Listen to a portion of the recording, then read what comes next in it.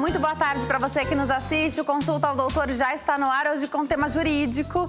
A gente aborda aí uma questão muito importante do direito imobiliário. A gente vai falar sobre locação comercial, residencial. Será que pode alugar, dizer que é um aluguel, uma locação residencial e aí depois você faz ali um comércio na sua garagem? Essas são perguntas que chegam bastante aqui no Consulta ao Doutor, né? Será que precisa ter o contrato formal ali no papel para que a locação aconteça? Aproveita a oportunidade, ligue para cá, faça a sua pergunta acerca desse tema.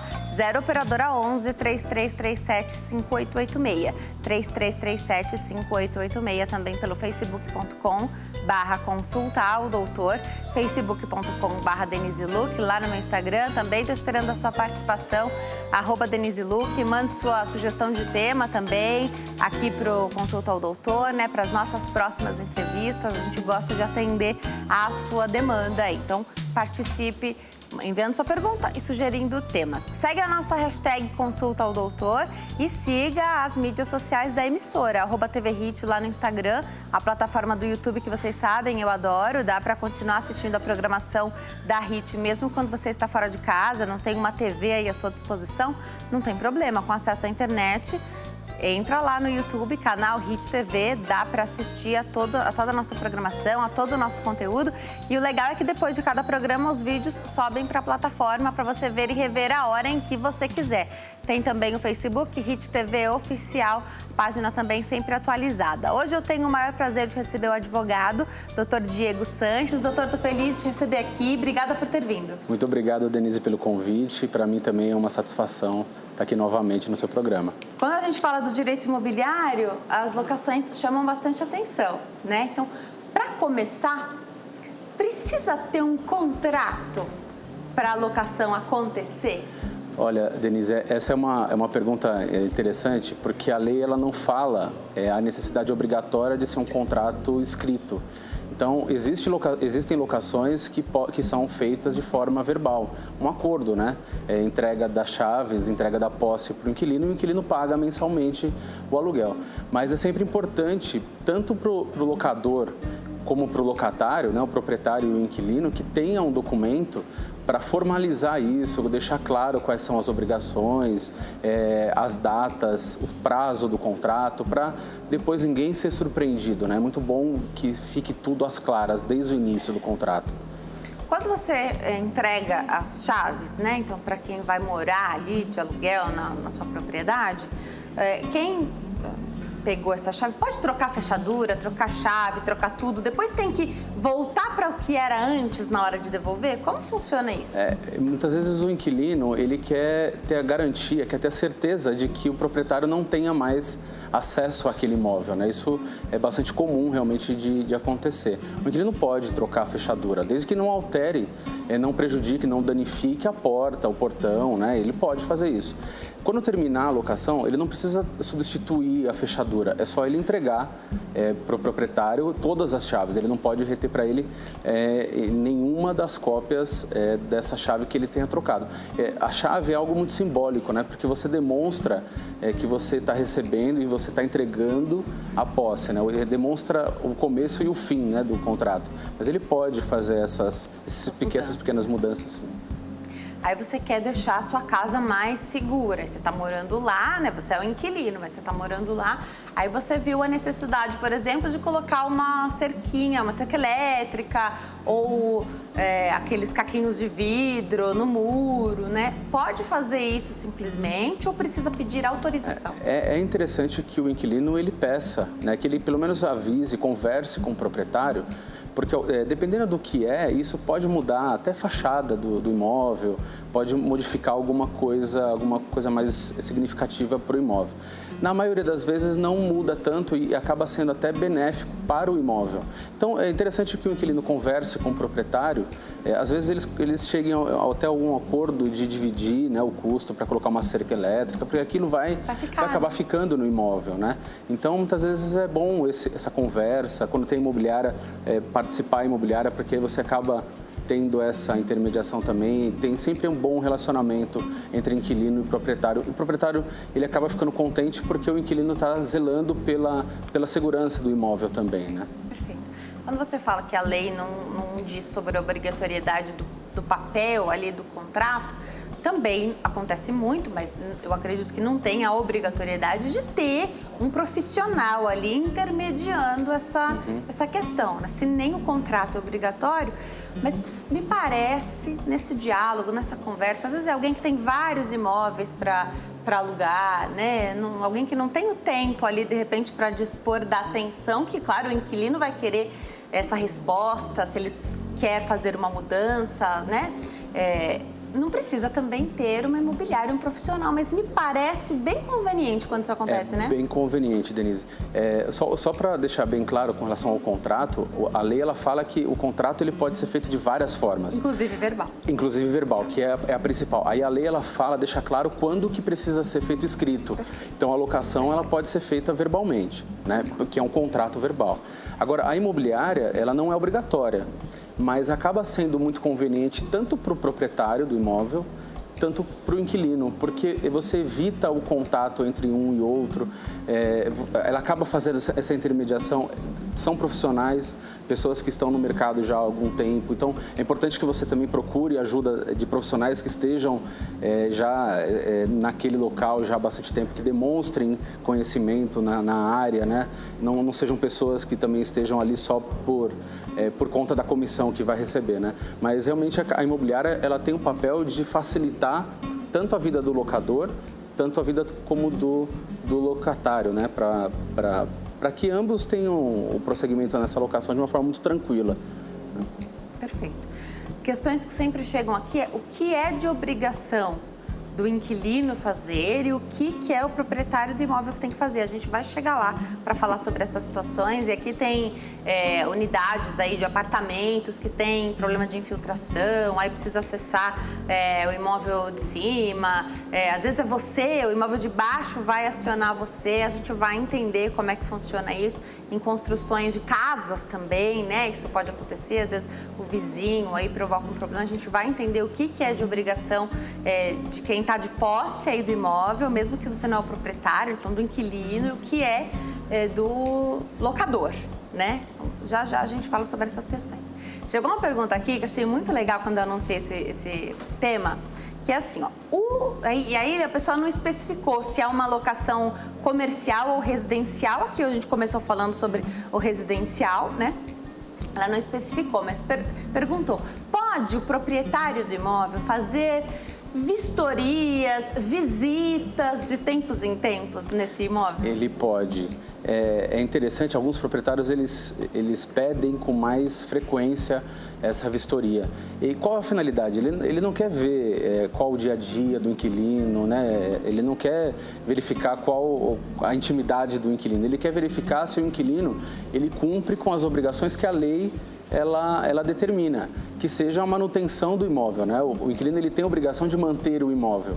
Então o proprietário ele quer verificar, ele tem que, com essa visita, ele tem que enxergar, ele tem que visualizar no imóvel que o inquilino está mantendo e não está fazendo nada daquilo que não tenha sido contratado, né? Que não tenha sido combinado, né? Então ele pode fazer, mas é interessante que ele não pode chegar de surpresa no imóvel. Ele precisa marcar, tem que ser agendado num horário também de conveniência do inquilino, né? Você não vai mudar a rotina do inquilino porque o proprietário quer agora visitar o imóvel, isso precisa ser marcado e conversado. Perfeito.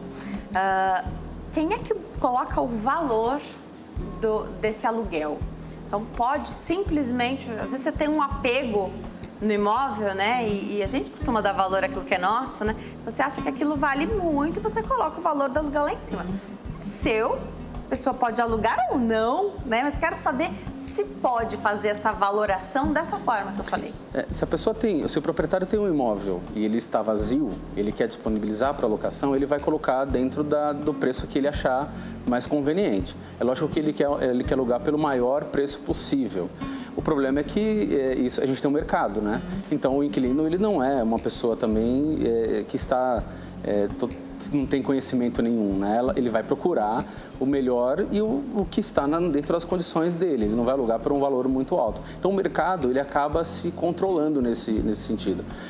Acontece muitas vezes de o proprietário ter morado no imóvel, ele ter esse sentimento, esse piso eu coloquei, eu escolhi, então eu quero valorizar, e ele acaba colocando um preço mais alto. Mas aí acontece desse imóvel ficar parado por muito tempo, e aí acaba não alugando.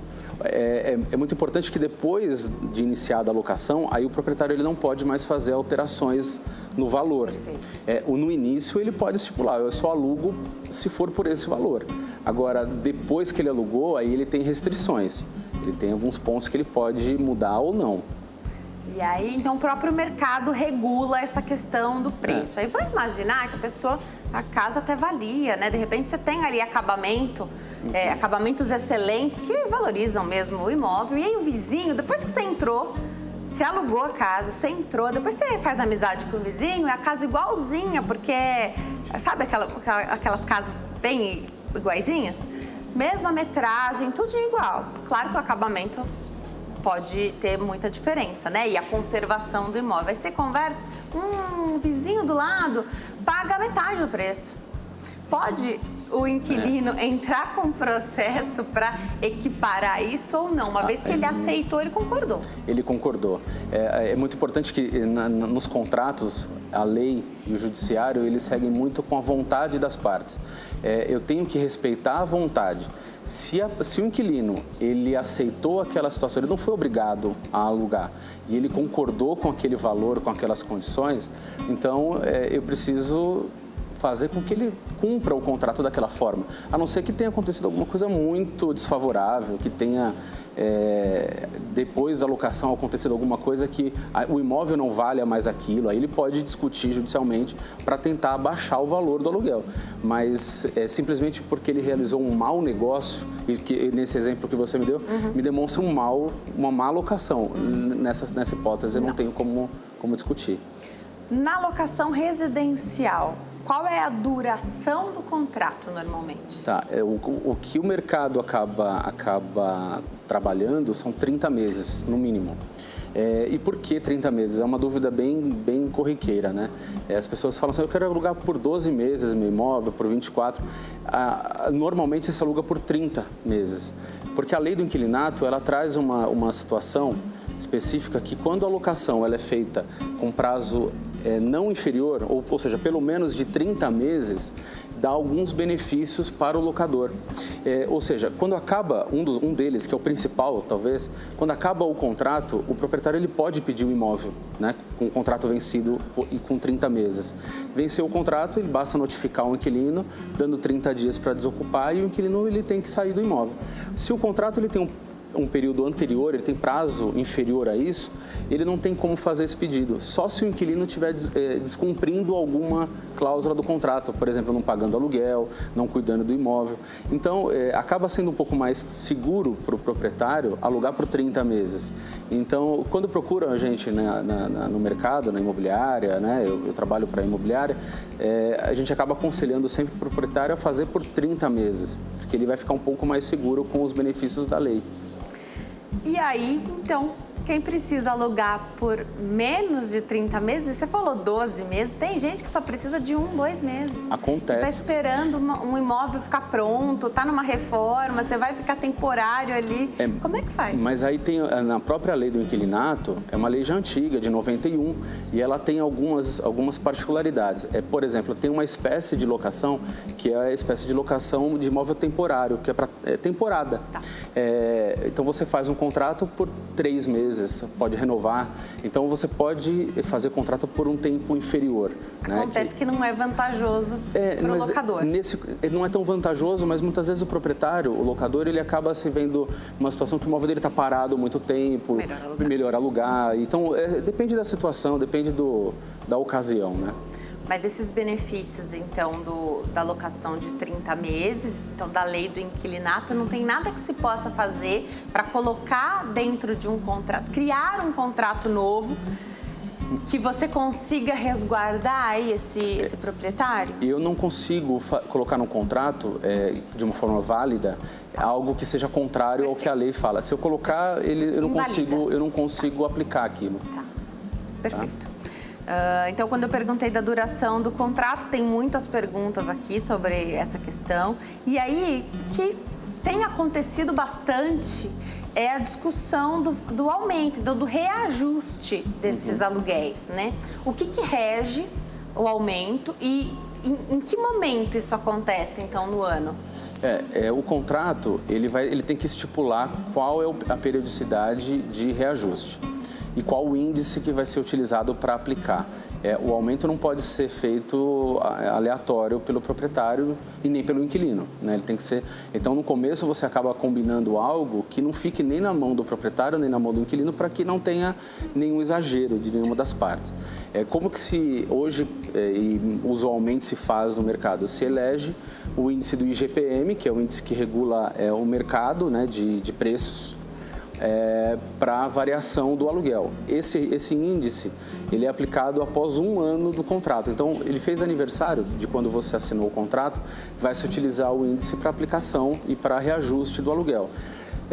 Hoje, por exemplo, o índice de reajuste, ele não está muito, ele é baixo, ele foi 4%, uma média baixa. Esse ano foi 5%, 6% durante esse período, mas nós já chegamos a ter 12%, 13% em alguns anos atrás. E aí isso acaba sendo um aumento significativo para o inquilino, porque você tem um aumento de quase 15% no seu orçamento, num custo fixo de aluguel, isso prejudica bastante, né, o orçamento familiar, quando a gente está tratando de residência, né? Perfeito. Todas as vezes que a gente fala sobre locação, vem essas perguntas. Quem é que fica responsável pelo pagamento dos impostos? Então, IPTU, por exemplo. Troca o nome da conta de água, de luz, de gás, ou deixa no nome do proprietário do imóvel? Vamos separar. É interessante que fique na responsabilidade do proprietário. Eu sempre dou esse conselho para os proprietários, o pagamento do condomínio e do IPTU. Tá. Porque esses débitos, eles são de responsabilidades do imóvel. Tá? Então, sempre que a prefeitura, no caso do IPTU, ou o condomínio, no caso da taxa condominial, se for apartamento ou casa em condomínio, ele vai cobrar do imóvel ou aquele que seja proprietário do imóvel. Então, é importante que o proprietário tenha a ciência de que está sendo pago, né, aquela parcela, para depois ele não ser surpreendido, né? Deixar na mão do inquilino, o inquilino eventualmente não pague, e aí depois o proprietário é surpreendido com uma ação de cobrança daquilo.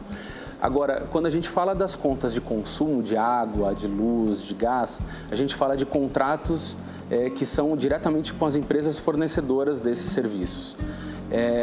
Nesses casos, como são contratos de serviços, são regidos até pelo Código de Defesa do Consumidor, então a gente aconselha sempre a que seja transferido para o nome do inquilino diretamente, porque aí o inquilino ele vai ter a responsabilidade de pagamento com a empresa fornecedora de luz, por exemplo. Caso ele deixe de pagar, a empresa corta o serviço e vai negativar o nome dele, e isso não vai influenciar em nada o imóvel. Você consegue retirar a obrigatoriedade do proprietário disso. Isso antigamente era diferente, mas hoje procura-se trabalhar e deixar sempre em nome do inquilino, que é aquele que realmente está usando, né, aquele serviço. Agora, IPTU e condomínio, eu não tenho como transferir a responsabilidade para o proprietário, para o inquilino. É sempre do proprietário. Então, a dica é embutir no valor do aluguel já essas despesas. O ideal é que você receba, você proprietário receba e você pague o IPTU e o condomínio. E aí, às vezes, o valor de condomínio tem aumentos ou cobranças extras, porque às vezes o condomínio tem inadimplência muito alta, você vai precisar ali ratear, ou outras despesas. Isso tem acontecido bastante, né? Uhum. Quem é que fica com essa responsabilidade? Precisa ter um pouquinho de cuidado na hora de elaborar o contrato, nesse caso.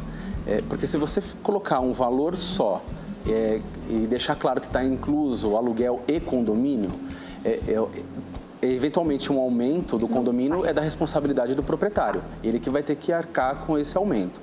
Agora, se você deixar claro que é de responsabilidade do inquilino o pagamento do aluguel e mais o valor que o condomínio for cobrar, essa responsabilidade, caso tenha esse aumento, é do inquilino. Então, pode acontecer no caso de ter o condomínio, e muitos condomínios, por exemplo, vem junto o consumo de gás, o consumo de água, então ele é variável. Então, é muito comum que o valor que o inquilino tenha que pagar para o proprietário seja também variável, porque ele está indo junto com aquilo que o condomínio está cobrando. Agora, tudo muito transparente, né? Eu já recebi várias perguntas aqui em outras conversas sobre o direito imobiliário, pessoas que dizem, mas será que o IPTU é esse tanto aqui em casa? Né? Será que o proprietário está me cobrando o valor certo? Muito transparente, muito simples, tem uma carta, tem um papel, existe o documento, dá para checar isso, e então você só paga aquilo que de fato lhe é devido. Perfeito. É direito do inquilino exigir do proprietário que ele mostre os valores que ele está pagando. Ele precisa saber aquilo que está pagando e saber se é certo ou não é certo. Nós passamos aí por períodos em que o IPTU às vezes ficou mais barato, depois ficou mais caro, né? Então, isso também, esse tipo de variação você mostra, né? Então, o inquilino tem o direito de saber e aí também vai variar. Ele vai ser beneficiado quando o valor diminuir, né? Assim como diminuiu a conta lá, o valor da conta que vem junto do condomínio, aí você paga um pouquinho menos naquele mês. Então, tudo isso é de direito do inquilino saber. É direito dele. É até muito interessante, quando você está celebrando um contrato, é bom que você demonstre a sua boa-fé. E aí já fornece, o proprietário já pode fornecer para o inquilino, por exemplo, o número de contribuinte, né? Para que o inquilino mesmo, numa simples consulta na internet, ele consegue saber qual é o valor que está sendo pago para a prefeitura. Tá. Vamos me preparar para dar um recado? Enquanto eu chego até lá, te deixo uma pergunta para você ir respondendo daqui, doutor. O proprietário colocou a casa para alugar, o imóvel, houve a celebração desse contrato e deu tudo certo, e há o pagamento. Aí, de repente, você nota, ou um vizinho que tem amizade, nota, olha, aqui estão morando 4, 5 famílias. E, às vezes, é uma situação até que deixa os vizinhos incomodados, né? Então, às vezes, casa que nem cabe tanta gente. Quero saber se pode acontecer uma coisa dessa. Então, é diferente de você hospedar algumas pessoas ali dentro da sua casa, num fim de semana, de repente tem um casamento, 20 pessoas vão passar um fim de semana ou uma semana dentro daquela casa, famílias inteiras morando lá. Então, a casa ficou totalmente desconfigurada do que era antes. Isso não foi avisado com antecedência para o proprietário. Eu quero saber se pode, o que fazer. Explica pra gente quando chegar até lá. Tá, ok. Essa também é uma situação que traz muito problema na prática pra gente, porque é difícil da gente distinguir, e quando vem essa reclamação, de saber se essa família foi para passar um fim de semana ou um período, ou se vai ficar lá por muito tempo. Quando isso acontece, a gente precisa realmente averiguar e para que isso não continue acontecendo. Por quê? Eventualmente, a manutenção dessas pessoas a mais no imóvel podem trazer prejuízos ou pode acontecer de terem danos no próprio imóvel, porque uma coisa é você ter um imóvel que cabe em 5 pessoas, normalmente, e você ter 10 pessoas naquele imóvel, pode acontecer de terem problemas e a manutenção do imóvel não ser mais a mesma. Então, pode sim o proprietário reclamar que existem mais pessoas do que aquelas que foram declaradas quando ele fez a locação do imóvel. É algo bem peculiar isso. Vamos para o intervalo? No próximo bloco tem mais bate-papo. Até já!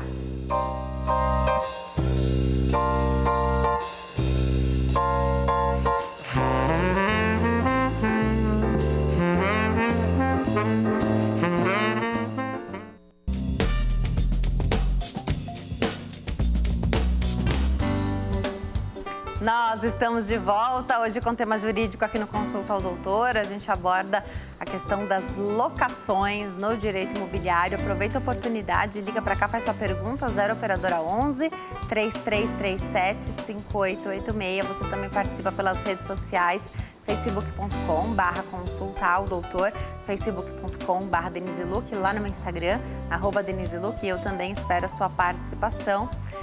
Agora tem um recado maravilhoso da Dona Eliana, lá do Shopping do Povo, com uma dica fantástica para você planejar suas compras. Presta atenção.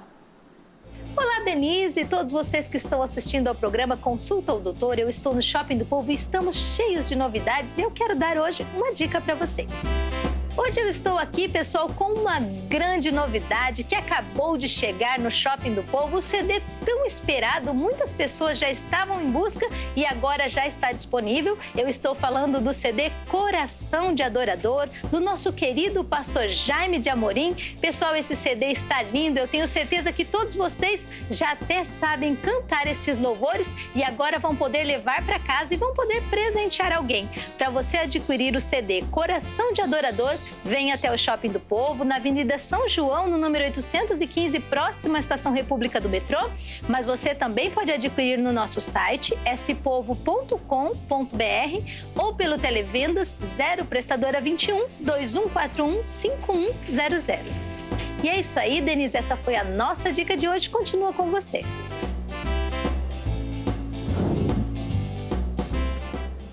Muito obrigada, dona Eliana. Adoro suas dicas todos os dias aqui no Consulta ao Doutor. Eu falei que a dica era boa. Você que tem a oportunidade de vir aqui para São Paulo, mora por aqui, tem a loja física, mas pelo Brasil inteiro você consegue adquirir pelo site do Shopping do Povo. Volto para a entrevista hoje com o tema jurídico. Tenho o prazer de receber o advogado Dr. Diego Sanches. A gente fala sobre direito imobiliário e a questão das locações, a parte residencial, comercial também, tudo abordado no programa de hoje. Sempre falta tempo da gente falar, mesmo dividindo, né, segmentando. São muitas perguntas que a gente recebe aqui todo dia. Uma delas diz a respeito da locação e a pessoa residencial e o proprietário falece. E aí ninguém mais foi cobrar o aluguel, porque às vezes você não tinha o papel, né? Não tinha ninguém intermediando isso. De repente, o proprietário não passa mais lá porque faleceu. E aí você não sabe como é que você faz. Você quer ficar em dia, né? Você não quer fazer uma desonestidade. Você quer continuar assim pagando, porque você quer continuar morando lá, né? Você gosta da casa. São várias as perguntas. Para quem eu pago? Às vezes vários filhos ou várias pessoas que se dizem herdeiros passam lá para recolher esse pagamento. Para quem você paga, né? E outra questão, então eu quero agora ficar com esse imóvel. Será que eu posso comprar esse imóvel? E de quem eu compro? Explica pra gente, doutor. Isso acontece bastante, principalmente quando são as locações sem intermediação de ninguém, que o proprietário vai até o imóvel para receber a locação, para receber o valor do aluguel. Primeiro ponto que tem que ficar muito claro, o inquilino não pode, em hipótese alguma, deixar de pagar o aluguel. Ele precisa pagar o aluguel. Agora, a dúvida é para quem pagar o aluguel. Se ele tem dúvida para quem deva pagar, o ideal é que os herdeiros apresentem lá um documento mostrando que todos eles chegaram a um acordo que o aluguel precisa ser pago para um fulano, para um dos herdeiros, ou algum dos representantes, um inventariante, por exemplo, do inventário daquela pessoa que recebia antigamente o aluguel. Agora, se não tem isso, o inquilino ele tem receio, se ele pagar para um e depois ele ter problema, porque pode acontecer, se ele pagar para a pessoa errada, a pessoa que deveria receber pode vir cobrar dele, o ideal é que ele procure um advogado, porque ele vai precisar depositar esse valor do aluguel judicialmente. Então ele deposita judicialmente e depois o juiz vai decidir para quem que esse dinheiro vai ser destinado. Pelo menos o inquilino não ficou em débito. Ele não tem nenhuma questão relacionada à inadimplência, tá? Porque é obrigação do inquilino sempre pagar o aluguel, ele não pode deixar de pagar o aluguel. Para ele comprar o imóvel, é a mesma coisa, ele pode comprar o imóvel, mas ele vai pagar o imóvel para quem? Ele vai pagar para quem tem realmente o direito. Só que ele só vai conseguir comprar esse imóvel, porque a venda do imóvel ela tem que ser feita por meio de escritura pública, e para que seja feita a escritura pública, vai ter que ser realizado o inventário dessa pessoa que faleceu. Então, precisa resolver primeiro a questão do inventário e depois a questão da venda da propriedade. E aí, quem for realmente o proprietário vai assinar a escritura transferindo para o inquilino, que era o inquilino e agora vai ser o novo adquirente, o novo proprietário do imóvel. Da mesma forma que se ninguém nunca mais passar nessa casa para receber a posse, a propriedade não vai se tornar do inquilino, né? Já recebemos perguntas nesse sentido aqui. Então, mas ninguém nunca mais passou e eu moro aqui, eu pago as contas, né? Só não estou pagando o aluguel. A pessoa acha que tem direito sobre aquele imóvel.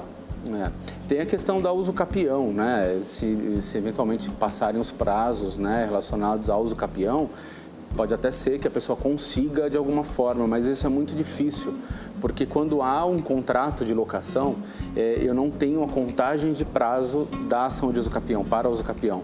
Então, o inquilino ele acaba ficando numa situação muito sensível, porque se ele não paga o aluguel, corre o risco de vir alguém e ingressar com ação de despejo contra ele. E o inquilino está muitas vezes achando que o prazo de usucapião ele está correndo para que ele adquira a propriedade. Então ele não consegue, ele acaba ficando numa situação muito complicada. Para descomplicar, faz o depósito em juízo. Depósito judicial. Ninguém pode te cobrar disso, porque você está pagando, você só não está dando ali para aquela pessoa que está pedindo, né? Mas tá ali, sua obrigação está sendo feita. É importante, porque muito se fala, o que é meu direito, né? Tem os deveres também do inquilino, né? Exatamente. E o advogado ele vai saber te orientar bem o inquilino nessa situação de quem ele precisa indicar no processo as pessoas, né? A quem vai receber. Então, o advogado ele vai saber quem incluir nessa ação e aí essas pessoas vão ser chamadas para o processo e o juiz vai decidir quem é que vai receber o valor do aluguel. O Ricardo mandou uma pergunta aqui. Fala aqui de São Paulo, Ricardo. Pessoa física pode alugar um imóvel como pessoa jurídica a fim de abrir um estabelecimento? Se sim, futuramente existe a possibilidade de ter problemas? A gente pode ter algumas interpretações dessa pergunta, né? Me parece que ele quis dizer que a locação foi feita em nome da pessoa física, mas para uma atividade comercial, né? Não tem impedimento, não tem nenhum problema. Pode ser feito, sem nenhum tipo de objeção. O problema nessa situação caso tenha algum problema com relação à inadimplência desse aluguel, quem vai ser responsabilizado vai ser a pessoa física. Quando você tem uma pessoa jurídica que assina o contrato de locação, não é diretamente, pode ser de uma forma indireta, mas não vai ser diretamente a pessoa física quem vai responder, porque primeiro quem vai ter que responder pelo pagamento, né, e por aqueles débitos vai ser a pessoa jurídica, né? Mas ou celebrar o contrato não tem problema nenhum, ele pode celebrar, pode fazer, né? O proprietário ele não tem grandes problemas de aceitar esse tipo de situação. Mas ele está sabendo que a finalidade daquela locação é comercial. Exatamente. O contrato tem que ser outro, ele não pode constar lá como residencial. Se é para atividade comercial, tem que ficar claro que é para comércio, né? E é importante que se coloque qual o ramo da atividade, porque dependendo da situação, eu preciso de documentos específicos para aquela atividade. Zoneamento, se perfeito. Pode abrir aquele tipo de empresa ali ou não. Exatamente. Aí vou imaginar que alguém que alugou comercial, mas era o nome da pessoa física, a pessoa não se atentou, depois ela falou, já pagou 1, 2 meses, porque estava ainda pesquisando, enfim. Não posso, a minha empresa não cabe aqui, nessa região. Uhum. E aí, você vai pagar o preço daquele contrato que você celebrou erroneamente, né? Exatamente. Tem julgados já do tribunal aqui de São Paulo, inclusive, que fala que caberia ao locatário investigar, antes de alugar o imóvel, se a empresa dele poderia se estabelecer ali, né? Porque o proprietário ele vai fornecer o ABIDS, o documento da prefeitura, dizendo que o imóvel tem condições de utilização. Agora, cabe ao locatário, ao inquilino, verificar se a atividade dele pode ser aplicada, pode ser exercida naquela localidade. Agora, tudo aqui que o doutor falou, quando a gente entrou na locação comercial, a finalidade da locação é comercial. Exatamente. A pessoa já inicia sabendo. Aí tem algo que acontece, e recentemente tem acontecido até bastante, por conta das dificuldades financeiras, econômicas, né, das pessoas e do contexto do país em geral, que de repente, você tem um salão de cabeleireiro que não está indo muito bem, você não está conseguindo bancar ali, você fala, não, eu já tenho o aluguel da minha própria casa, residencial, o contrato, aí você fala, eu vou colocar ali na garagem mesmo e vou mudar a minha clientela para a garagem da minha casa alugada. Pode? Se você for olhar ao pé da letra da lei e do contrato, não. Porque o contrato tem a finalidade exclusiva para a residência daquela família. Nesse caso, acaba sendo um contrato misto, né? Porque eu tenho uma parte de residência e uma parte de comércio. Dá para fazer? Dá para fazer. Você pode incluir lá que vai morar e que na garagem vai ter ali a parte comercial, né? O salão de cabeleireiros, por exemplo. Muitas vezes o proprietário não se incomoda de fazer isso, mas às vezes, dependendo do ramo de atividade da pessoa, acaba tendo que realizar algum tipo de obra dentro do imóvel que não seja interessante para a estrutura, né? Que o proprietário não queira. Então, o proprietário pode sim reclamar, eventualmente, de alguma coisa que o inquilino tenha feito sem a sua concordância. Então, ele pode pedir, por exemplo, até a rescisão do contrato, porque alterou a finalidade do imóvel. E é legal a gente ter falado disso. Eu dei o exemplo do cabeleireiro, foi totalmente aleatório, mas tem a parte elétrica muito importante, né? De repente é uma casa que não comporta, de repente você tem vários secadores aí ligados, vários aparelhos ligados, a casa não vai comportar, isso vai gerar um problemão para esse proprietário depois. Exatamente. E se pensar em ambientes, por exemplo, como garagem, e não é um ambiente extremamente preparado, com vários pontos de tomada, sim. Então pode ser que você puxe extensões e acaba sobrecarregando um ponto único. Não fica seguro. E acaba trazendo até insegurança para o imóvel, né? De incêndios e eventualmente algum acidente naquele lugar. Então, eu não posso fazer essa modificação. Isso precisa ser realmente conversado com o proprietário, ver se o imóvel tem condições de fazer aquilo que você deseja ou não, né? Eu já vi situações que o proprietário não se importou de fazer, porque ele viu exatamente esse momento de crise, a dificuldade do inquilino de conseguir pagar por conta do desemprego, né? E o inquilino encontrou no local onde ele trabalha, onde ele mora, alguma fonte para que ele possa até pagar o aluguel. Então o proprietário ele acabou se vendo até satisfeito dessa situação, mas é caso a caso, né? Eu não posso obrigar o proprietário a aceitar essa situação. Perfeito. Tanto o aluguel, a locação residencial quanto a locação comercial funciona da mesma forma com relação ao fiador, seguro-fiança, aquele depósito que se faz como garantia. Essas garantias para o proprietário funcionam da mesma forma? Funcionam. As garantias, elas são usadas para qualquer tipo de locação. Na lei, a gente coloca na parte geral da lei, tá? Depois que você faz a distinção do contrato residencial do contrato comercial. Então, as garantias são as mesmas. O que acontece muitas vezes no caso de seguro, né, do seguro-fiança, o seguro ele acaba sendo um pouquinho mais caro, no caso de uma locação comercial, por conta do risco, o risco de mercado. Então, a seguradora acaba cobrando um pouco mais do que de uma locação residencial. Então, a gente acaba encontrando menos casos de seguro nas locações comerciais do que nas residenciais. E até por conta do valor ser mais elevado da locação comercial, então acaba se preferindo outras garantias. Por exemplo, o fiador, que ainda é muito utilizado. Mas cada vez mais difícil de encontrar alguém que Sim. dê o seu nome em garantia, né? E a sua propriedade. Queria que você falasse, quem é que pode ser fiador? Eu sei que em muitas famílias, né, às vezes você quebra o galho ali do familiar, mas não é brincadeira isso, a pessoa fica responsável mesmo. Ela né? fica. É importante a gente fazer uma distinção, que é bem comum, entre o fiador e o caucionante. Legal. Porque quando a gente fala em fiança, é a pessoa que é a garantidora. Quando eu assino um contrato como fiador, eu não estou dando a minha casa como garantia. Sou eu o garantidor. Então, qualquer coisa do meu patrimônio vai servir para pagar aquela dívida. A minha casa, o meu carro, a minha conta corrente, qualquer coisa do meu patrimônio. Quando eu dou como caução a minha casa, é só a minha casa que serve como garantia. E aí tem um problema. Quando a gente fica na dúvida, né? Será que quem pode ser o fiador? Né? Quem pode prestar garantia de fiança? Qualquer pessoa pode ser fiadora. Só que o que a gente busca normalmente? Um fiador que tenha patrimônio. Por isso que se pede para demonstrar lá a propriedade, vamos ver se ele tem 1 ou 2 imóveis, né? Pede a matrícula atualizada para ver se não tem nenhuma restrição ainda. Para não ver se não tem lá, se está financiado ou se já está quitado, né? Tá. Agora, a gente tem um problema que está em discussão já há algum tempo no STF, que trata sobre fiador nas locações comerciais.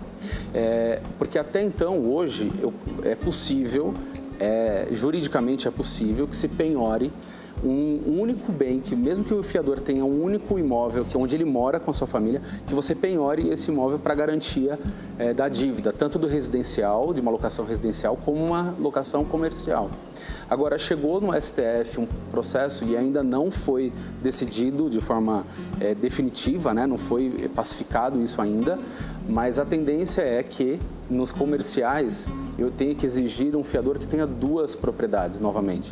Isso talvez traga alguns empecilhos para as locações comerciais. Com certeza. Então, e consequentemente, para o futuro, pode trazer problemas também para as locações residenciais, quando tem um fiador. Isso talvez inviabilize locações com fiadores daqui para frente. Então, a gente está atento para ver como vai vir essa decisão do STF, mas isso ainda está em discussão. Hoje, eu posso penhorar, é possível penhorar o imóvel, mesmo que seja um único do fiador, mas como vai ficar isso para os próximos anos, a gente ainda não sabe. E tem que ser imóvel. Você falou que a própria pessoa a conta corrente, o dinheiro, o investimento. Exatamente. Muitas vezes o proprietário ele vem na dúvida, é melhor eu ter um fiador ou ter um calcionante? Muitas vezes o fiador você consegue receber de forma mais rápida, porque se ele tem um dinheiro em conta corrente, ele pode ser utilizado. Claro. O calcionante não, só o imóvel. Ao mesmo tempo, entendo isso do valor já disponível, né? Ao mesmo tempo, hoje está lá o dinheiro disponível. Pode ser que amanhã não. Pode ser que amanhã não seja. Exatamente. Então você tem que... É por isso. E aí é muito do critério do locador. O locador, ele exige, quando ele vai fazer a locação, ele coloca quais são as imposições que ele coloca dele. Ele prefere o valor do aluguel é esse e a garantia que eu exijo é essa. E aí ele vai procurar alguém que se enquadre naquelas exigências que ele impôs. Quando, então, você coloca um imóvel como garantia dessa locação, esse imóvel fica anotado? Então, ele não pode ser vendido enquanto ele está lá? Tem algum empecilho com relação a isso ou não? Ele vai... eu preciso, quando eu coloco esse imóvel como garantia, você precisa levar esse contrato de locação para o cartório de registro de imóveis e essa locação fica averbada no cartório de registro.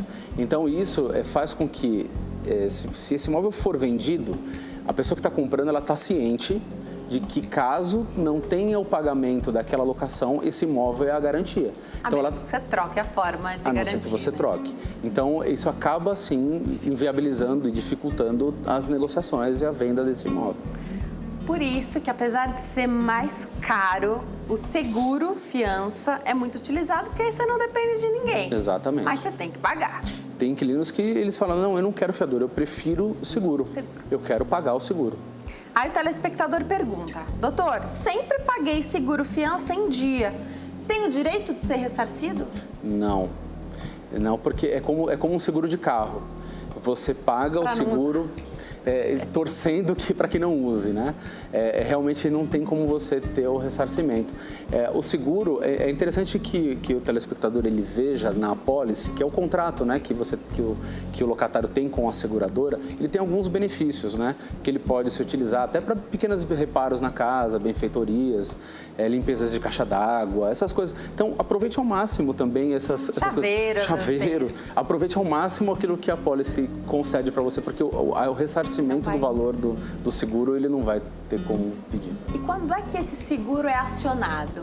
É num mês em que a pessoa não paga o aluguel em dia? Como é isso? As seguradoras, elas impõem algumas regras para o locador ou para a administradora. Normalmente, quando tem seguro, ele tem a imobiliária intermediando, né, um corretor, mas a seguradora ela impõe um prazo para noticiar o atraso. Normalmente, essa notícia ela tem que se dar em até 40 dias do atraso. Então, normalmente, quando vence o segundo aluguel, aí é comunicada a seguradora. Mas é importante que se coloque assim, o prazo limite. Se eu quiser comunicar a seguradora com um dia de atraso, eu já posso comunicar.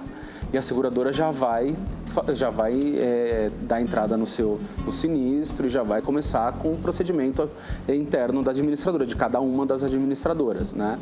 Mas ela coloca como limite para quando vence o segundo aluguel, né? 30, 40 dias do vencimento do primeiro, né?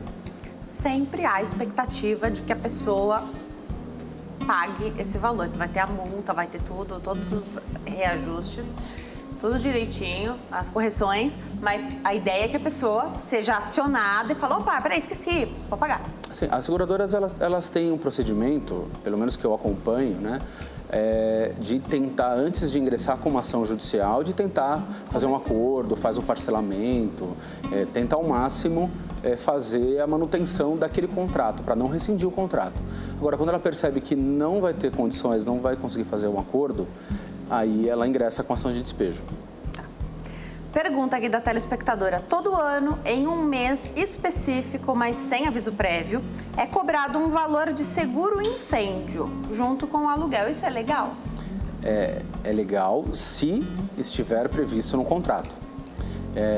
Qualquer tipo de seguro é obrigação do proprietário, né, do locador de fazer a celebração e o contrato.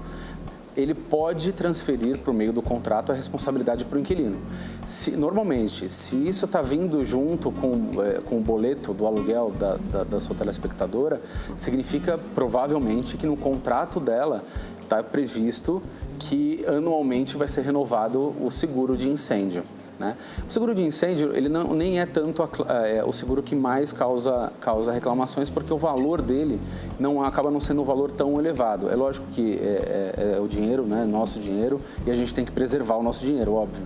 Mas ele acaba não sendo um valor tão elevado, né? Mas se tiver essa imposição no contrato, o locador pode fazer a contratação e transferir para o inquilino o valor que foi pago. Uma pergunta aqui muito legal. Vistorias, então aqui acho que é mais imóvel comercial. Precisa passar na vistoria dos bombeiros. Aí o imóvel não passa nessa vistoria. Aí você fala, peraí, mas eu aluguei com a finalidade comercial, eu não tenho esse alvará? Outra questão que chegou, às vezes até situações climáticas ou desastres. Aí passa a Defesa Civil lá, vai avaliar e fala, não, esse imóvel não pode ser habitado nesse momento. Quem é que paga esse pato? As duas perguntas são distintas, mas elas se relacionam e estão muito próximas, realmente. Porque o proprietário, o locador, ele tem que entregar o imóvel em condições de uso para o inquilino. Tá. Ou seja, quando ele entrega, ele precisa entregar com um documento da prefeitura dizendo que ele está apto para habitação, tanto comercial como residencial, que é o habite-se. A prefeitura ela emite esse documento. Depois desse documento, para as locações comerciais, eu preciso do auto que o Corpo de Bombeiros ele vai emitir, que é para verificar se ele tem condições para aquela atividade específica. Dependendo de outras atividades, por exemplo, se tiver alimentos, aí vão outros órgãos, saúde, cada área tem os seus órgãos que faz a fiscalização. É difícil que eles façam a negativa definitiva. Normalmente eles fazem e solicitam alguns tipos de reajustes. Mas se não tiver condições, se não tiver jeito de ser aprovado aquilo, era concedido e agora não tem mais condições, aquela locação ela não tem como prosseguir. E não é culpa do inquilino. Não é culpa do proprietário também, eu entendo. Então, o inquilino vai desocupar o imóvel e ele não vai pagar a multa, porque a multa é no caso dele descumprir o contrato. Ele tá desocupando não por conta de uma culpa dele, porque ele levou aquilo a acontecer. O proprietário não tem como cobrar a multa contratual. Mas ninguém vai devolver os valores que já foram pagos desse aluguel também. Não, porque o inquilino utilizou o imóvel até aquele momento. Então, ele não tem devolução. No caso da interdição da Defesa Civil, é a mesma hipótese. Até a data em que o inquilino teve condições de utilizar o imóvel, ele vai pagar o aluguel. Agora, da data da interdição da Defesa Civil, significa que o imóvel não tem condições de uso. Então, se a Defesa Civil interditou, ele não precisa mais pagar o aluguel, mas também ele não pode usar, porque está interditado. Então, o contrato ele acaba sendo ou temporariamente suspenso, até que se corrija, ou então ele acaba sendo rescindido, né? E aí não é devolvido o aluguel que já foi pago, mas também o inquilino não precisa pagar a multa por desocupar antes do período. Pergunta da telespectadora, manda por mensagem particular, a gente não identifica. Ela diz, boa tarde. Após o término do contrato, o inquilino tem que devolver o imóvel devidamente limpo, pintado, etc. Ela está afirmando. Quando existe aquele problema de infiltração por causa do local, por exemplo, as paredes precisam ser pintadas, receber tratamento adequado. Então, tem que ser descascado, né? E não só maquiado ali, é isso que ela está falando aqui, recuperados, né? Dever do inquilino fazer a pintura como deve ser feito, ela te pergunta. Às vezes o inquilino apenas pinta, não refaz aquele trabalho lá para manter, né? A gente sabe que dura mais, às vezes você não sana o problema exatamente, mas você dá um tratamento que segura um pouquinho mais. Às vezes é um problema crônico da construção, né? Aí ela pergunta assim, ó, entendo como proprietária, deixa eu ver, que o inquilino deva devolver o imóvel intacto, conforme ele recebeu. Isso gera dúvida, porque eles alegam que é desgaste natural do imóvel. E aí, quem está certo? Esse é um problema também bastante comum que aconteça. O problema é a gente precisa entender qual é o problema que ocasionou aquele desgaste na pintura. Se for um problema relacionado à estrutura do imóvel, por exemplo, uma infiltração por conta de telha que está quebrada, algum problema da parte estrutural do imóvel, um encanamento que se danificou, a responsabilidade, inclusive da pintura, é do proprietário. Eu não tenho como transferir isso para o inquilino, porque é parte estrutural. Agora, se aquela pintura não foi danificada por conta de parte estrutural, eu preciso verificar se dá ou não dá para cobrar do inquilino. Qual que vem sendo um problema que a gente tem enfrentado no judiciário, quando você ingressa com uma ação reclamando valores de pintura? A pintura ela tem um desgaste, é natural, né? Se você pintar a parede e ninguém encostar nela, depois de 2, 3 anos, ela não vai estar da mesma forma por conta do tempo. O tempo vai acabar desgastando. Esse desgaste, sem ninguém interferir, o judiciário não tem atribuído a responsabilidade para o inquilino de pagar. Esse, infelizmente, não. Infelizmente, no caso da pergunta da telespectadora. Agora, é diferente de uma situação, vamos supor que ela tenha que o inquilino tenha crianças na casa e o filho desenhou, pintou, marcas de bola, não é o uso normal, né, daquela parede. Então, essa pintura, sim, pode ser responsabilidade do inquilino. Mas a pintura é realmente um ponto muito complicado. É muito, muito difícil de equacionar isso. A gente vai para o intervalo, no próximo bloco, até da questão da pintura aqui. Denise, mas não tem como especificar, às vezes, uma tinta de melhor qualidade, de uma marca que você sabe que dura mais, né? Tem várias especificações de tinta. Será que não dá para exigir que seja feito dessa forma? Porque tudo é investimento, tudo é dinheiro, né? A gente sabe que não é barato. O trabalho de pintura não é barato. Às vezes o próprio inquilino não tem dinheiro para pagar naquele momento. Ele mesmo vai lá, faz. Não fica igual o profissional quando fez e entregou esse imóvel para você. No próximo bloco o doutor vai explicar essa questão também. Até já.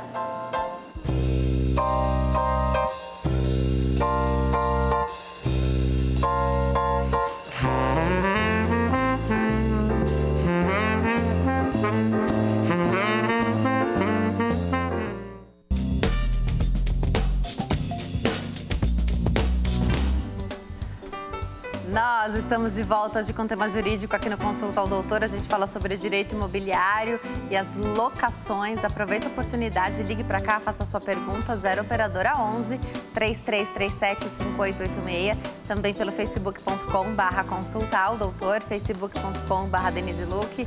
Lá no meu Instagram, @Denise Luque, eu também espero a sua participação.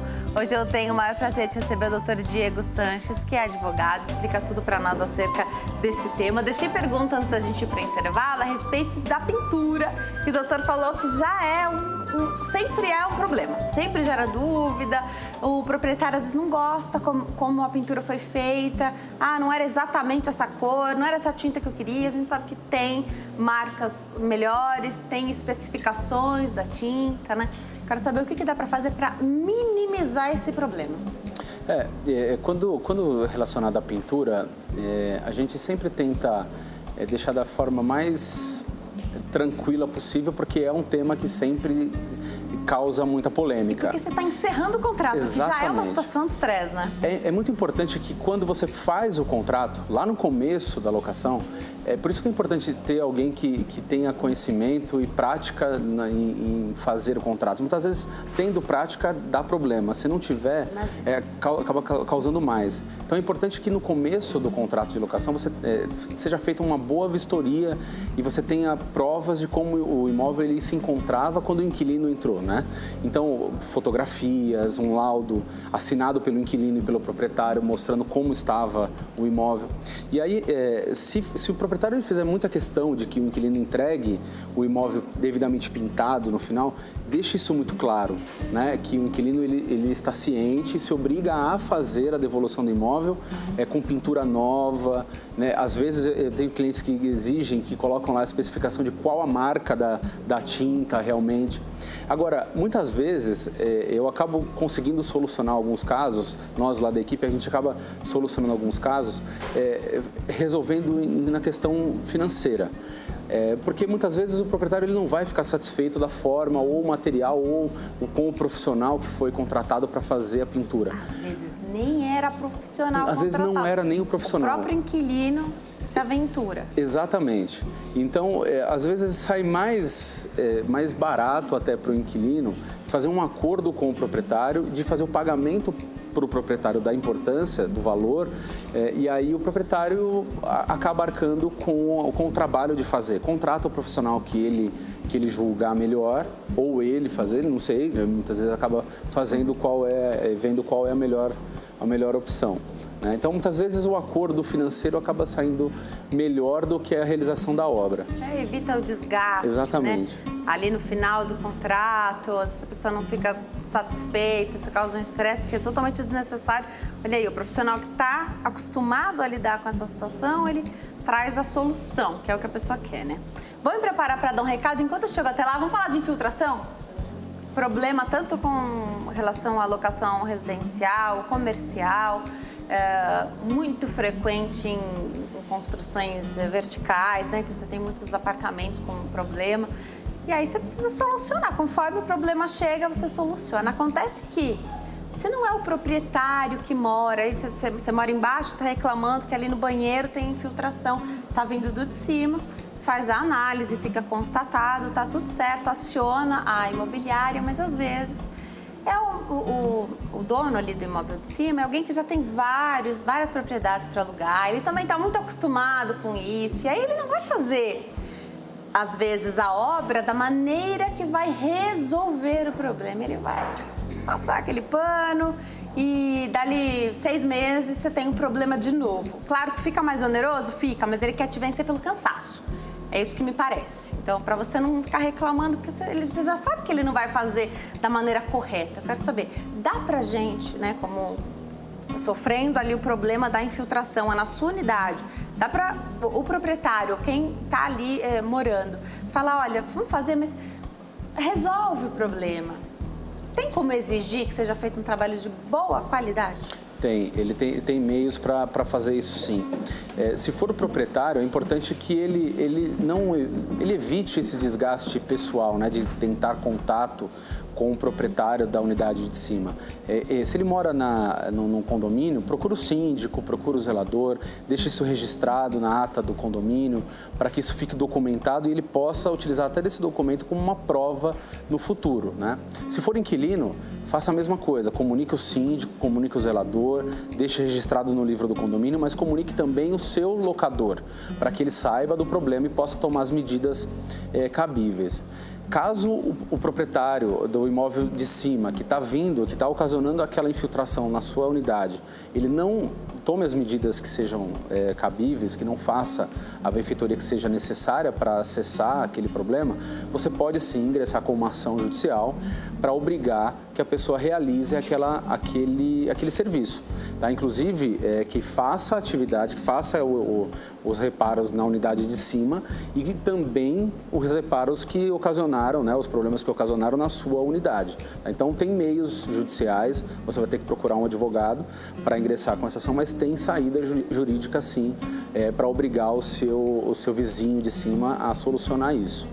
Vou voltar a conversar com o doutor Diego. Doutor, vamos falar um pouquinho da questão dos animais nas locações residenciais? A gente vê hoje, tem muitos sites, né, que oferecem aí os imóveis, ficam à disposição ali na internet. Está escrito se aceita pet, não aceita pet. Pode fazer essa distinção? Isso é bem interessante porque aumentou muito o número de pessoas que querem ter um pet em casa, né? Então, muitos dos inquilinos também têm pets em casa hoje, né? Mas o proprietário ele pode fazer essa exigência no início da locação de alugar, então ele faz a opção por alugar para uma pessoa que tenha ou não pet, né? Ele pode exigir que naquele imóvel não tenha um animal, por exemplo, tá? Porque ele pode imaginar que aquele animal vai trazer alguns desgastes que não são tão desejados, né, naquele imóvel. E pode acontecer. Pode. Porque aí é um imóvel diferente. Se a gente estranha, imagina o bichinho. Né? Exatamente. Principalmente nesse início, é claro que o que você pensa? Que o inquilino também vai estar ligado nisso, vai tomar os cuidados e vai reparar se houver um dano nesse imóvel, né? Agora, quando você gosta de animalzinho, você aluga, né? Não tem problema, né? Adoro. Você não quer que seu imóvel seja prejudicado. Às vezes, o prejuízo é grande. Como é que faz para você falar, olha, eu vou alugar, mas é claro que o meu carpete é de madeira, por exemplo. Então, se houver um escape aí de xixi do animalzinho, você pode estufar ali, você pode ter um prejuízo. Como é que você faz? A pessoa tem que estar disposta também a fazer esse reparo. Olha, então, eu vou alugar para você, tem animal, não tem problema, mas, aqui não tem como reparar, porque às vezes é uma madeira antiga, hoje ninguém mais coloca carpete de madeira mesmo, né? É laminado, troca mais fácil, você encontra, mas nem sempre você encontra igualzinho. E aí o proprietário, que sempre gostou de animal e que não viu nenhum problema em alugar para você, não vai ficar com prejuízo, né? Como é que faz essa conversa? Ele pode, como não foi aquele desgaste natural, foi causado exclusivamente pelo animal, ele pode exigir que esse custo seja do locatário, né? Então, eu não tenho como obrigar o proprietário a arcar com esse valor. Ele pode transferir isso para o locatário, sim, porque naturalmente isso não aconteceria, esse problema não aconteceria. Vou voltar a conversar com o Dr. Diego. Nós temos mais 3 minutinhos, mas ainda dá tempo de falar. Hoje, pelas redes sociais, esse contato do proprietário com o inquilino pode ser mais facilitado. De repente, se adicionou ali no Instagram, no Facebook. Mas é necessário ter um cuidado com a questão da cobrança, não? De repente, você expor a pessoa ali na rede social, isso pode dar problema, doutora? Explica pra gente. Isso pode trazer bastante problema, realmente. A cobrança, ela é permitida, né, no caso de atraso, mas eu não posso expor isso para pessoas, para qualquer pessoa. A cobrança ela tem que ser feita diretamente para o inquilino, para aquele que está devendo o aluguel, né? Era muito comum em condomínios, débitos de parcelas de condomínio, a gente encontrar nos elevadores a lista, por exemplo, né, daqueles condôminos inadimplentes. Hoje isso já não é permitido porque expõe, né, a unidade que está, a pessoa que está atrasada para pessoas que não têm interesse nenhum, né? Visitante, muitas vezes né? você convidou alguém para jantar na sua casa e a pessoa viu que você está atrasado com a sua parcela de condomínio, né? Então, a mesma coisa é o aluguel, você tem que fazer a cobrança diretamente para a pessoa que está atrasada sem expor, né? Sem fazer qualquer tipo de exposição. Agora, você falou disso do condomínio, mas é de ciência de todos os condôminos, né? Todos podem saber se há alguém em débito, porque às vezes você até tem que ratear algum mês ali que a inadimplência foi maior, pesa para os demais condôminos. Então, é uma informação que pode ser acessada, você só não pode expor isso para quem não tem interesse, não vai resolver, não vai mudar nada. Exatamente, é muito comum que até nos boletos do condomínio, no verso, conste lá a lista das unidades que estão inadimplentes e muitas vezes até o número de parcelas que estão em atraso. Mas as pessoas que têm acesso àquele boleto são os condôminos. Claro. Então, você não está levando informação de pessoas que não têm interesse naquilo. São pessoas que têm, sim, interesse em saber, né? Mas, no caso de locação em si, eu não posso fazer a cobrança, ir ao trabalho do inquilino para fazer a cobrança, falar com o chefe ou publicar na rede social do inquilino, né? Eu não tenho como fazer essa exposição, porque isso pode trazer algum problema para o proprietário, sim. Perfeito. Eu vou passar as redes sociais do doutor. Então, você que, de repente, quer mandar um e-mail, ele disponibiliza um e-mail aqui. Se quer pedir aí uma ajuda, precisa de uma orientação, então anote o e-mail do Dr. DGO Sanches, com Z no final, .adv@gmail.com. Então, vou repetir, DGO Sanches, com Z no final, .adv@gmail.com. No Instagram, fácil de encontrar, dgo.sanches, @dgo.sanches, com Z no final. E no Facebook, fácil também, doutor abreviado, Dr. Diego Sanches, da mesma forma, escreve igualzinho, Sanches com Z. No final você encontra lá a página do doutor. Adoro te receber aqui, aprendo muito com você, esse é um tema inesgotável, cada vez chegam perguntas novas, né, e que agregam muito aqui ao Consulta ao Doutor. Volte outras vezes, obrigada. Muito obrigado, Denise, pelo convite, sempre que convidar, eu vou vir sim. Muito obrigado. Obrigada a você, doutor. Bom fim de tarde. Obrigada a você que escolhe ficar bem informado aqui conosco. Eu sempre agradeço mais do que a sua audiência, a sua confiança aqui no programa. Fiquem com Deus. Até amanhã. Tchau.